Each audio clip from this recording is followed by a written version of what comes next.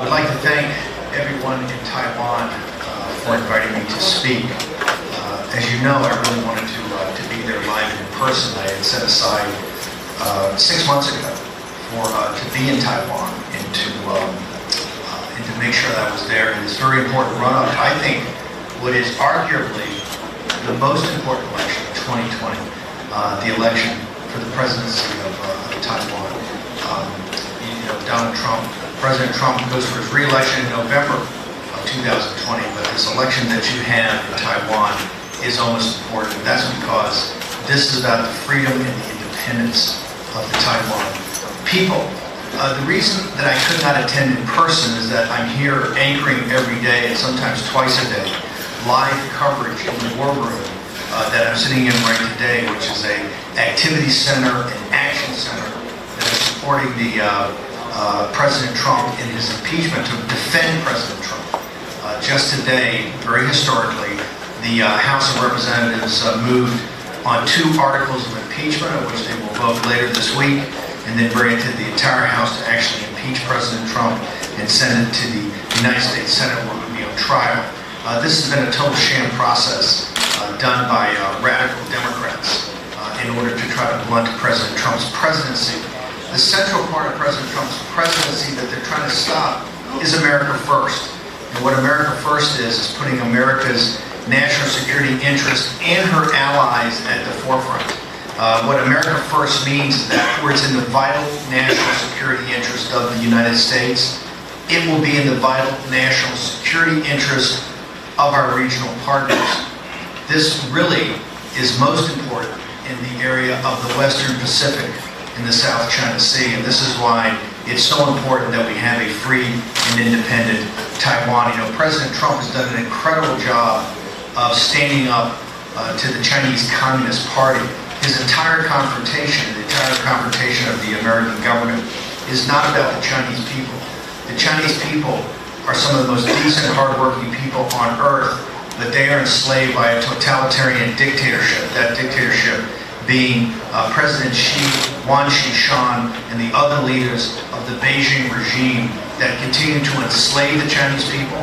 They're trying to enslave the people in Hong Kong who are standing up to them. They want to enslave the people in Taiwan. They're already doing this in East Turkestan, in Tibet, Mongolia. So this is a regime that has very focused on becoming not just a regional hegemon, but a global hegemon. This is why this January's election, and particularly the election of President Tsai, is so important. So important not just to the people of Taiwan, but to free and independent people around the South China Sea, in the Western Pacific, in Asia, and in the rest of the world, and particularly the United States. Our freedom is inextricably linked to the freedom of the Taiwanese people and to the freedom of the Hong Kong people. Now let me take a second and describe what, from the United States perspective, or at least from those members that consider ourselves hawks, or in some case super hawks, that are adamantly determined to confront the Chinese Communist Party.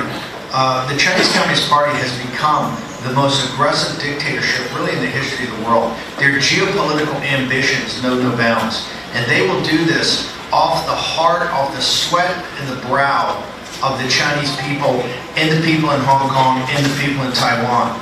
What they want to become is a global hegemon. And the first aspect of that is what they're trying to do is to try to consolidate the Eurasian landmass. And they're doing that through One Belt, One Road, made in China 2025, and the rollout of 5G. And they're doing this, I believe, in conjunction with Iran and also somewhat with Turkey and maybe even Russia.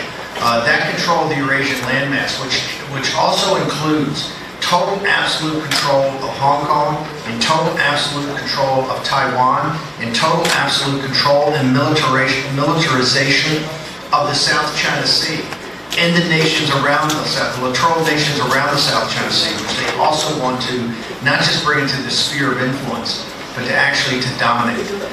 This plan is radical, this plan is dangerous, and this plan will lead to, I believe, from information war to economic war to ultimately kinetic war. And that is what the Chinese Communist Party, these radical faction in Beijing that is bound and determined to make themselves a hegemon, this is what they're trying to accomplish. Now, this is a threat to the entire world. And that's why the brave people in Hong Kong and the brave people in Taiwan are really been examples for the entire world. In Hong Kong, you've seen these protests that started in June that the Chinese Communist Party thought was going to be over very quickly has only built in momentum. And what the protesters have been forced to do because of the horrific tactics of the Hong Kong police, the regime that's in Hong Kong, and also help with the PLA and state security services, trying to suppress the Hong Kong people with tear gas, with rubber bullets, with beatings, with this really unconscionable crowd control, is to only further the interest in democracy. And that's why you had just a few weeks ago these sweeping defeats of the Chinese Communist Party in the local elections in Hong Kong.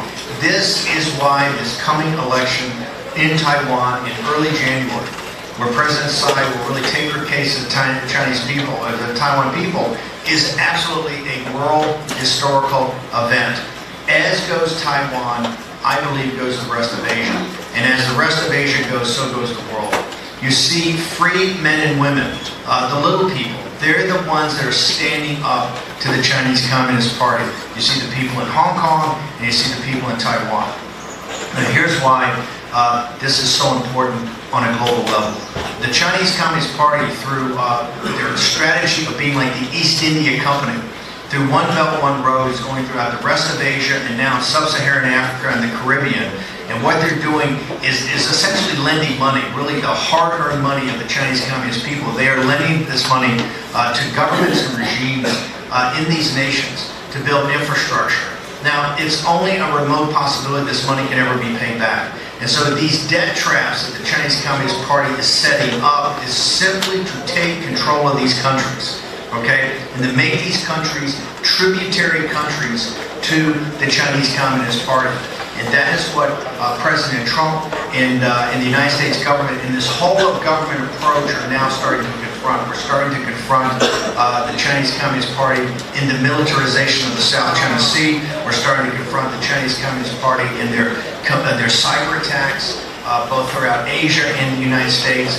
We're confronting the Chinese Communist Party in their predatory pricing throughout the world, and this exporting of deflation and overcapacity, which is really to try to destroy the industries of Korea and Japan and Taiwan, the United States, Canada, and also in Europe. And so this is a conflict that is now engaged on many, many fronts. But the single most important event that we have in front of us is the presidential election in Taiwan. And here's the reason that it's so important. For many decades, the Chinese Communist Party has made the case that the Chinese people, whether it's in Hong Kong, whether it's in Taiwan, or whether it's in mainland China, are incapable of governing themselves. They make this argument that they have the firewall on mainland China because the Chinese people are just too rudimentary in their ideas or their skills to govern themselves and to have self-reliance in democracy. We believe strongly that this flies in the face of the facts that the people in Hong Kong and the people in Taiwan are absolutely capable of governing themselves. And that's why this election in early January is so important. President Tsai really represents the banner of freedom, the banner of self-reliance, the banner of self-determination, and the banner of democracy. Not just for the people in Taiwan, not just for the Chinese people in mainland China, but the Chinese people throughout the world, the diaspora of the Chinese people, but also for every hardworking American, or for every hardworking European, African, people in India, for everybody that wants to breathe the air of freedom. The election in Taiwan is absolutely essential, and that's why I have dedicated so much of my time and effort to support President Tsai and to support the people in Taiwan. The Kuomintang, the KMT, is completely corrupt and totally beholden to the CCP. And what they are trying to do is a rapprochement or some accommodation with the CCP. The Chinese Communist Party is a dictatorship. It is a brutal dictatorship. It has suppressed the Dalai Lama and the Tibetan Buddhists. It has done a horrific job at these concentration camps of the Muslims, the Uyghurs in East Turkestan. It's done a job of trying to suppress freedom and democracy in Hong Kong. It's done this in Mongolia. It has done it to the house Christians, to the underground Catholic Church, to the Falun Gong. You can name any religious group of any denomination or any sect. that is antithetical to the atheistic communism of the Chinese Communist Party. Remember, they're not a political party. They're not even a legitimate government. What they are is a collection of gangsters. They run like gangsters, they operate like gangsters, and they treat people like gangsters would treat people. And that is why this election in early January of President Tsai is so important. Once again, I wish beyond anything that I could actually be there in person, but to be here, the defenders of President Trump have to be here in this crisis that we're having in the United States right now, this crisis, this constitutional crisis that these radical Democrats have forced our republic into. President Trump's going to come through this in even stronger shape than before, but it's going to take all of his allies, myself included, to fight for him. And actually, this will take place and really culminate around the time of the Taiwanese election. So once again, I want to thank you so much from the bottom of my heart for allowing me the honor to address you, but to make sure that you understand that the entire world is watching what happens in Taiwan. Every individual that wants freedom, every individual that wants human dignity, every individual that wants peace and prosperity for themselves, their nation, and their children and their grandchildren, look to the people of Taiwan to stand up and do the right thing in January of 2020. One of the most significant aspects of this insidious operation of the Chinese Communist Party is its influence operations. One of the most significant influence operations is in the United States, Japan, Taiwan, and other free democracies. And here you have the Chinese Communist Party directly aligned with certain financial and corporate interests. We see this in the United States all the time. The information war that we fight every day against the allies and really stooges, the useful idiots that work with the Chinese Communist Party is pretty overwhelming. And we see this in its highest aspect in Huawei, the telecommunications and technology company. Remember, Huawei is just not associated with the Chinese Communist Party. It's not associated with the PLA. It is the People's Liberation Army. It is the technology arm for technological warfare of the People's Liberation Army, and it is used as a Trojan horse inside the West. This is why there's been such a strong effort. I just made an independent film with a Canadian company that is manned by Chinese Canadians that have done such a great job in making a film about Huawei and what they've tried to do in Canada and the United States. It's called Claws of the Red Dragon. And it's an imperative, whether it's Brazil, whether it's Western Europe, whether it's United Kingdom, the United States, Canada, Taiwan, and Japan, that we have to make sure that we rid the world of Huawei as a telecommunications provider. Remember, Huawei is trying to capture 5G, which is the future of all quantum computing and the future of all technological advancement. So it's very important we work together as allies to combat Huawei, particularly to combat the influence operation the Chinese Communist Party is trying to use to try to get to Huawei and get Huawei in as the telecommunications backbone, both from a systems and network aspect and a component parts aspect. This also brings me to what I think is one of the most important reasons for the independence and freedom of Taiwan in the campaign that President Tsai and her candidate for Vice President Lai. What I think is so important is this strong bond they have with Japan. Japan is the oldest and probably the most powerful ally of the United States in the Western Pacific. Our alliance has been unbreakable since the 1950s. And American people have such a high regard for Japanese companies, for the Japanese people, and that we look at this as the frontline Pacific power that represents the freedom and democracy of all peoples in the region. And this is why we're so honored to be talking at this gathering, where we have so many business leaders and so many cultural leaders from Japan that are there today in Taiwan.